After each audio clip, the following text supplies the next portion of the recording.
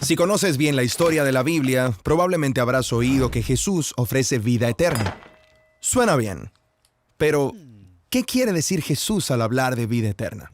Bueno, Jesús tomó esta frase de las Escrituras hebreas. En español, esta frase es traducida como vida eterna o a veces vida por o para siempre.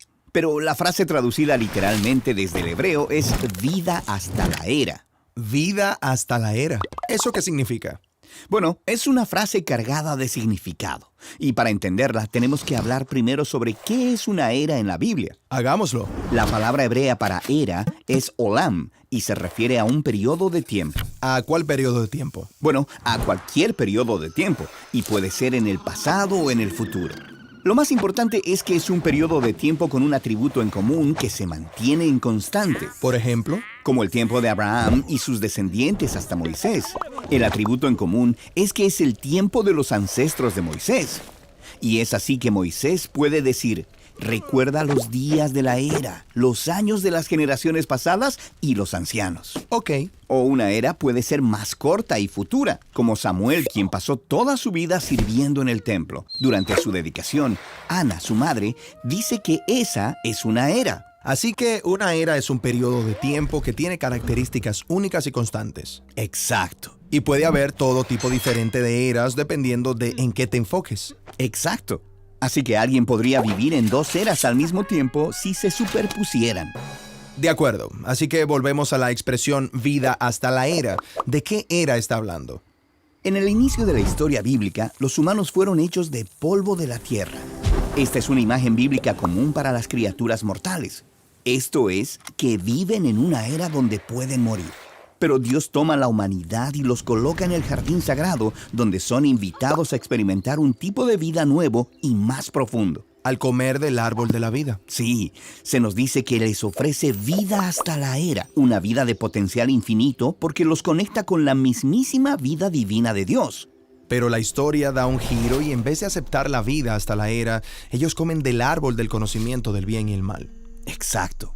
El comer de este árbol significa tomar la vida para sí mismos, en sus propios términos, separados de la sabiduría de Dios. Así que son exiliados de la vida de la era de Dios y entran en una era de muerte. Se maltratan unos a otros y hacen lo que es correcto a su parecer. Las cosas se ponen bien violentas. Exacto. De tal forma que el resto de la historia de la Biblia puede considerarse como una decisión de vida entre dos eras diferentes. La era de la vida en nuestros propios términos, que lleva a la muerte, o la era de la vida misma de Dios.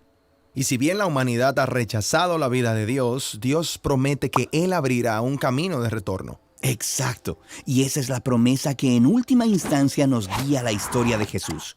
Jesús es presentado como la vida misma de Dios hecha hombre. Así que ambas eras se superponen en Él. Él vive en la era de la mortalidad y de la muerte y en la era de la vida eterna al mismo tiempo. Así que también puede ofrecer a la gente acceso a la vida hasta la era. Así es. Es como dice Jesús en el Evangelio de Juan. Y esta es la vida eterna, que te conozcan a ti, el único Dios verdadero, y a Jesucristo, a quien has enviado. Sin embargo, así como la humanidad rechazó la vida de Dios en el jardín, Jesús fue rechazado y ejecutado. Pero la vida de Dios es más poderosa que la muerte. Así que Jesús se levanta de entre los muertos para poder ofrecer la vida de Dios a otros, como también dice el Evangelio de Juan. Para que todo el que confíe en Él no se pierda, sino que tenga vida eterna. Es decir, vida hasta la era. Genial. Ahora, la mayoría de las personas piensa que la vida eterna es algo que ocurre después de morir, pero en la Biblia, el acceso a esta era es algo que puedo tener ahora mismo. Sí, recuerda, Jesús era el lugar donde la era de la vida de Dios se encuentra con la era de la muerte. Y eso significa que cuando las personas confían en Él, pueden experimentar la vida eterna aquí y ahora. Pero nosotros todavía vivimos en la era de muerte.